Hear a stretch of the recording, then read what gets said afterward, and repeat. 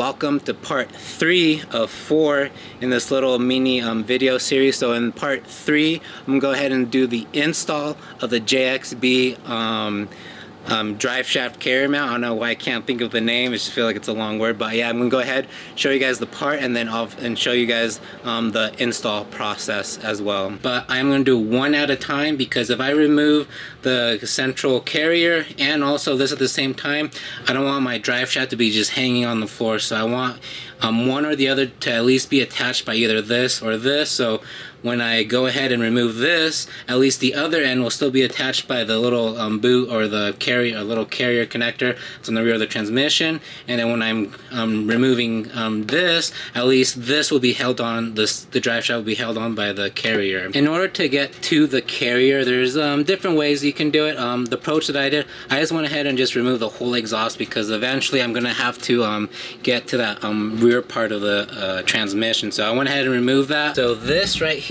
is the heat shield that protects the carrier from the exhaust. So up front are the two 13mm bolts that actually hold on the carrier. So that's why they're not here right now. So right now I have them in there, and I'll show you guys later here in a little bit. Right now they're holding it, and then these right here are these little clips that you can try to get like a flat head and then remove it. So that's one, and the other clip is still in the car. So I kind of yanked a little bit too hard on that. So, but I'll worry about that later. So I'm gonna go ahead and show you guys underneath the car. Okay, it's a very tight squeeze, but so you can see there's the OEM carrier.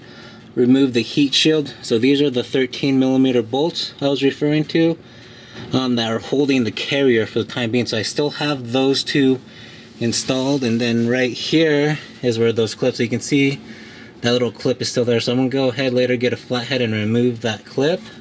So what I'm gonna do is, in order to remove the carrier from this, I'm gonna get a grinder and grind this part right here, and then this part right here. So I'll grind two parts right here. I went ahead and cut it. I waited a few minutes because right now that was pretty hot, so I'm sure it's a little bit more cooler to the touch, still a little bit warm.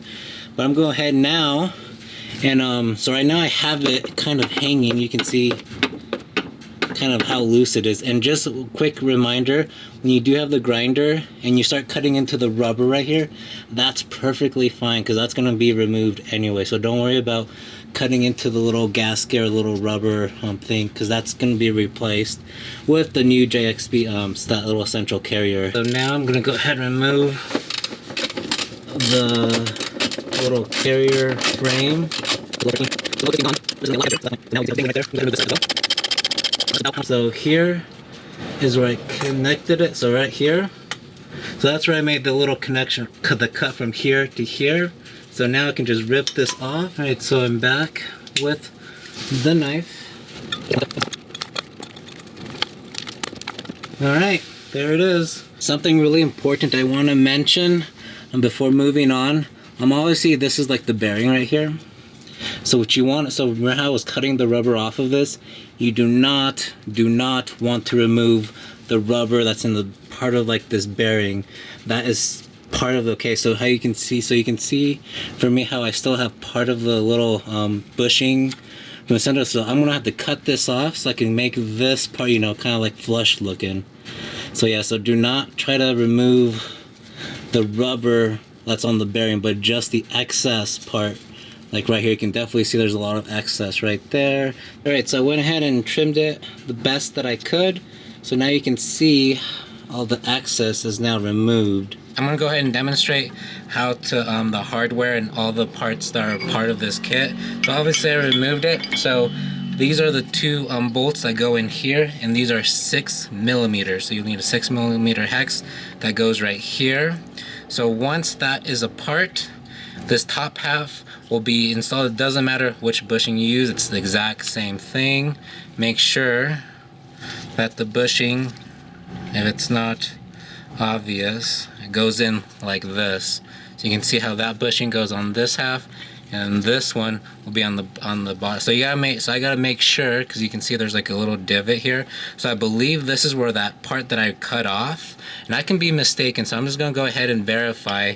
Now obviously when you put it, make sure it does, you know, align correctly, and that this is not, you know, the other way like this. So once I get underneath the car, I'm gonna go ahead and verify that this, what I'm assuming this little groove right here, is that piece that was cutting off to make that that bearing smooth again. So that's how that goes. So it's gonna go on the top part of the bearing, and then this will go up right here, and then you'll go ahead and tighten it with these 6mm bolts that go right here and right here. And then as far as the sides go, you'll have two bushings. I mean, this bolt right here, a spacer, and a little washer, or two washers. I mean, one big, one small. So the way that it goes is, so if you look right here, there's a little groove. So one will go on the bottom right there, and then this one goes on top. And again, it does not matter which one's on top and which one's on the bottom. It's exactly both the same. So then you're gonna get the big washer, you're gonna put it on top of the bolt like this, and then this is gonna go in right here. So it's gonna be a little nice snug fitting because of the bushings, so you can see how it does not fall down on you. And then this top washer, the little one, goes up on top like this. It's gonna be the exact same way on the other side as well. So after actually looking at it, I'm actually not too sure what this little groove is. But I'm gonna go ahead and just install it this way. So to my understanding, the lettering that has, so there's lettering on one side, nothing on the other side. So the lettering, it faces towards the engine, and then the rear, and then the no lettering, sorry, faces towards the rear of the car. So I'm gonna go ahead and put this around like this. So I just kind of did it like this, flipped it around, and now I'm gonna go ahead and put the other half. And again, same thing with this. The lettering goes towards the front. There we go.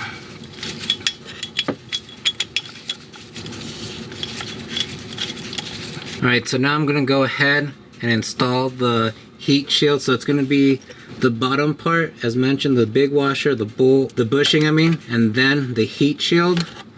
Then after the heat shield, it's gonna be the carrier itself, hot bushing, and then this little washer right here. Alright, new hardware is installed. I have the heat shield back on, and again with the little kind of the little rivets, little screws that are back here, those are also back on.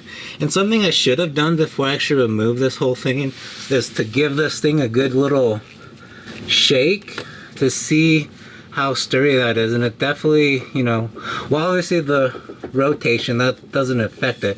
It's the wiggling back and forth, up and down, side to side, is what I should have measured, or not measured, but tested before I removed the OEM one. But yeah, that feels solid. I'll definitely do a comparison, see if I can get into another B6 or a B7 underneath and give this a rattle with the one that still has an OEM and try to verify. Alright, before I go ahead and end this video, as I was editing, I noticed something a little bit off on the little the grommets. So I'm gonna go ahead underneath the car and fix it. And this, before I go on, this is 100% user error, and I know what I did wrong, and it's nothing to do with the part, the manufacturer, how it was designed, nothing of that sort. So it's totally 100% my user error. So I'm gonna go ahead, go underneath the car and show you what I noticed and what I did, what I believe I did wrong, and actually how to correctly do the install. So as you can see right there towards the center of the video, see how there's that little gap on the grommet part?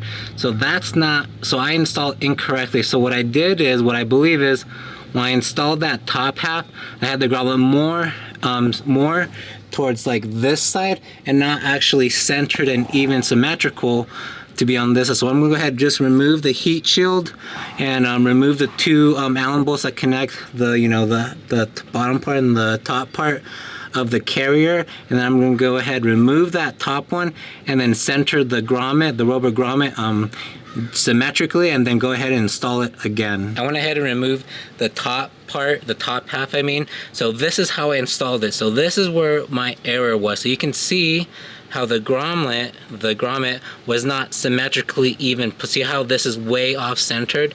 So that's why there is a gap there. So when installing it, make sure to evenly make sure that, see how symmetrical it is now? Because if it was off like this, then it's not gonna, you know, it's not gonna centralize itself evenly. So you gotta make sure it is close to symmetric on both sides, on this side and on this side. So that was my error. Now you can see how the top half and the bottom half are sitting flush with each other. So that is what you want to see, and not how I had the huge gap from the previous how I previously installed it. Big reason why I really wanted to get the grommets centered is because kind of think about a wheel when it spins. That's a wheel that's not balanced properly. When it spins at low speeds, you really don't feel it, but it's when you're going at a faster speeds, you really feel that the wheel starts to vibrate. So in the same way, that's how I feel it's going to be with the drive shaft carrier. I'm at low speeds, I really won't feel it. So then once I'm in Mexico, then I really feel, I'm sure I'll feel the vibrations. May not be, I really don't know, nor do I really want to be the guinea pig to test that out. But again, because it is the drive shaft and they're spinning, you know, I don't want the drive shaft to be spinning, you know, going off because it's not centered or balanced correctly. Because with that being said, the grommets will start to wear out prematurely, and I really do not want to do that. So the more symmetrical it is, with the grommets around the drive shaft, the better balance it's going to be, especially at high speeds in Mexico. Alright, so even with that little hiccup at the end, but I was able to go ahead and fix the little rubber mount properly. So with that being said, that will be the end of part 3 of this little mini video series, and now I'm going to go ahead and move to part 4 of the video series in the next video. So I hope you guys have a good one, learn something new, and I'll see you guys on the next one. Thanks.